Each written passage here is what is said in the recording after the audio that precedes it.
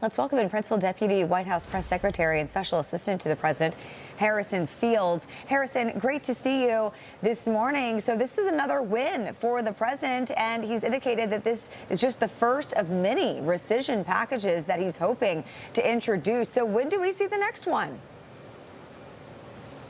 Well, wait and see. But let me tell you, our director of OMB, this president, and really the entire administration is committed to the president's goal of becoming better stewards of the American taxpayer dollars. We've seen through cutting waste, fraud, and abuse through the DOGE effort, we've got about $185 billion in cuts. And we're starting to send those cuts to Capitol Hill in the form of a rescissions package that was just signed yesterday, $9 billion cut from this federal government, on top of one big beautiful bill, which was the largest spending cut in American history, over $1.2 trillion of mandatory savings. And then the American people are going to be the beneficiaries because we're able to pass such a large bill that's going to give historic tax cuts to the American people, to businesses. We have MAGA accounts for new parents to have seed money for their children. We have tax incentives for buying made in American vehicles, all because we're becoming proper stewards of the American taxpayer dollars. A commitment, another promise made, promise kept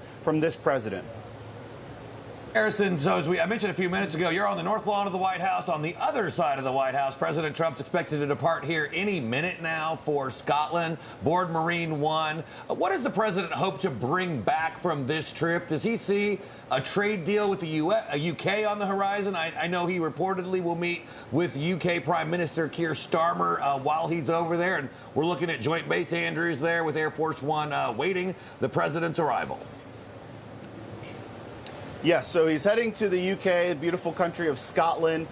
He will be meeting with the Prime Minister of the UK. Remember, a couple of weeks back, we've had a framework for a historic agreement with the UK for a trade deal. We are going to hash that out. We are going to strengthen this alliance with one of our strongest countries. We love the UK. The UK has been very receptive to the president's commitment to strengthening our trading relationship and really our relationship in general. So the president will be heading there very shortly. He'll be there for a couple of days, might get some golf in, but that's going to be a working visit because we've got some business to attend to, and we look forward to getting an historic trade agreement with the UK. Hey, we all know that a lot of business can get done on the golf course, so more power to you. So I want to turn to this. Deputy Attorney General Todd Blanche sitting down with former Jeffrey Epstein girlfriend and convicted sex trafficker Ghislaine Maxwell yesterday. He's sitting down with her again today as well behind bars, and her lawyer says she answered every single question. Take a listen. We're not going to comment on the substance, but there were a lot of questions, and we went all day.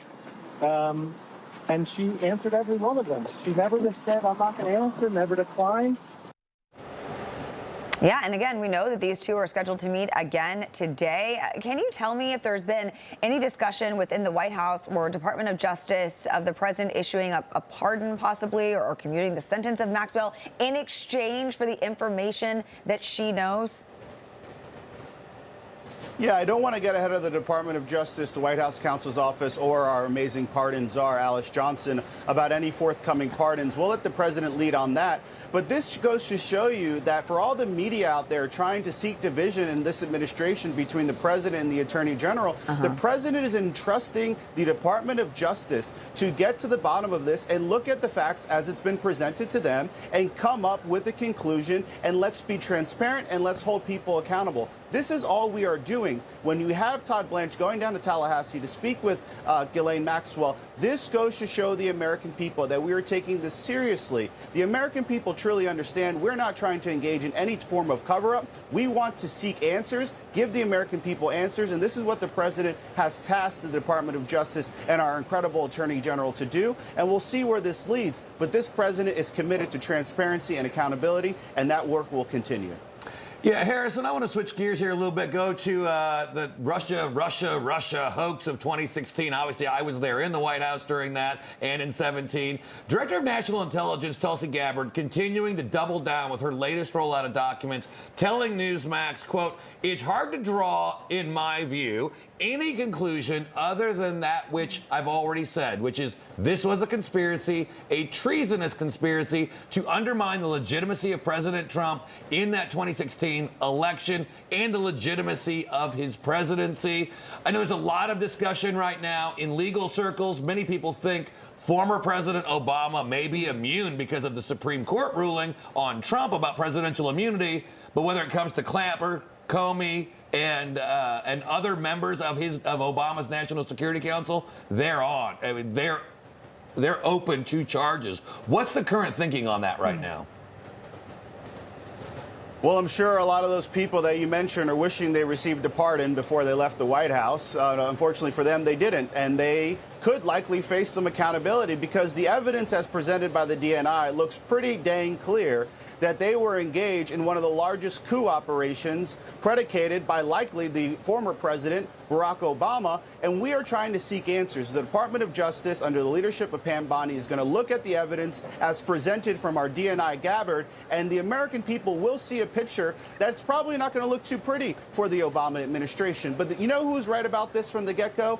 President Trump. He already called it about 10 years ago. He already knew what the Obama-Biden administration was doing. They were trying to hamstring his administration with BS. We all knew it was BS. I always like to say this was the raindrop that led to the tsunami of Russiagate, of Russia, every hoax, every lawfare, everything that this president had to face when it comes to the weaponization of the federal government started from this Steele dossier. Fake intelligence that Hillary Clinton knew was fake, Clapper knew was fake, Brennan knew it was fake, and Barack Obama knew it was fake. We all knew the truth. DNI Gabbard, thank you for her leadership, for bringing this to the American people's eyes and ears. And now it's in the Department of Justice where I'm sure answers will be delivered to the American people. Information.